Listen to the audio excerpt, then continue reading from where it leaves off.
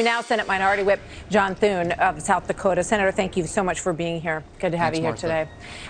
Just going back to what you heard the president say there, he said it's so important to pass this because this is the beginning of the rest of our agenda. So sort of not focus so much on the dollar figures and what's in it, but just that politically it's really important. He says we want to demonstrate that to people that the government has your back.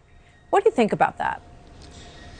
I think your reporting earlier on covered it. I mean, this is part of a much broader far-left agenda, and I've said this before, but the Bernie Sanders wing of the Democrat Party is running the show up here on Capitol Hill, and this is the first step in obviously a $1.9 trillion bill, which is second to the CARES Act that we passed a year ago, the largest spending bill ever in the history of the country. At a time when we've got enormous amounts of debt, all this is borrowed money, and we ought to be thinking about how do we target this, how do we do it in a fiscally responsible way, how do we help people who really need help through the pandemic, but look at what we can do to get the economy growing and expanding again and creating jobs, Martha. That's ultimately what we want to see happen, and the way to do that obviously is to keep taxes low, regulations low, have a good energy policy. It isn't to have a lot more government spending on things that frankly are totally unrelated to the pandemic.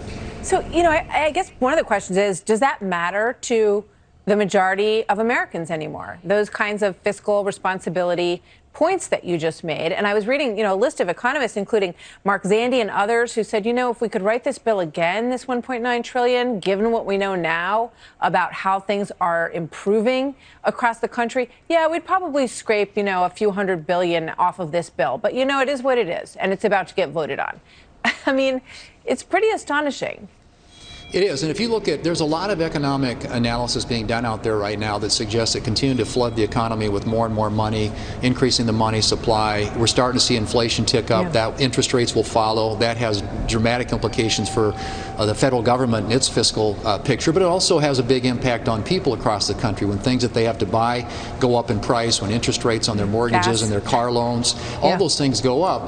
That squeezes family budgets as well. And I think that what we're talking about here, obviously, is something that has a lot of payoffs to Democrat special interests. The state and local money, $350 billion, you mentioned it. I mean, if you look year over year, cumulatively, all the states in the country, 0.1% off of the previous year's revenue, and yet we're going to send California $27 billion in this bill, and they've got a surplus in California this year.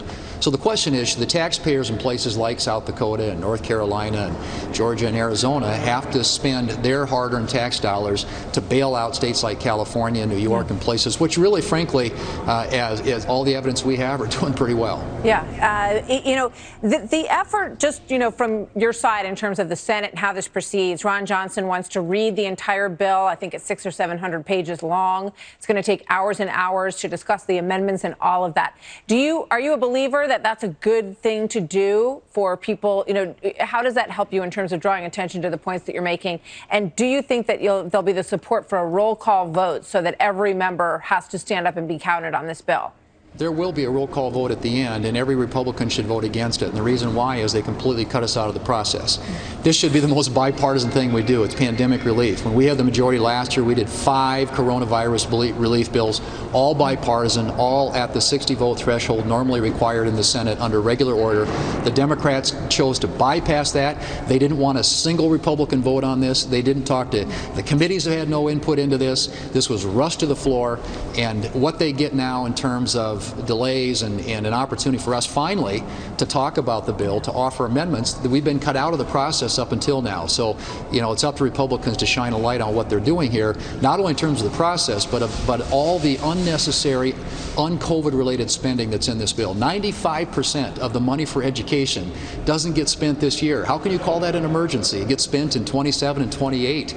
That's not an emergency, Martha. That's not urgent. That's not what this should be about. Yeah, education spending, they've already got $67 billion allocated, and they've only spent $4.4 billion of it.